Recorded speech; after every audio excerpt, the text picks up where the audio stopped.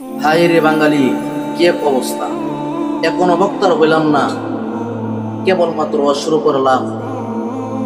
দু একটা ওয়াজ ইউটিউবে মনে হয় ঢুকছে, ইতিমধ্যে দেখি আমার ছবি দিয়ে, আমার পেজ দিয়ে এমন কিছু ফেক নকল অ্যাকাউন্ট খোলা হয়েছে। আমার ভিডিওগুলো সার্চ করে ওই সমস্ত আইডি দিয়ে আপলোড করা হচ্ছে, প্রচার করা হচ্ছে, যেগুলো মানুষ দেখলে শুনলে আমার উপর থেকে মানুষ আস্থা হারাবে। যারা প্রবাসী ভাইরা যারা রয়েছেন, আমাকে চিনেন, আমাকে মুহাব্বত করেন, আমিও আপনাদেরকে মুহাব্বত করি।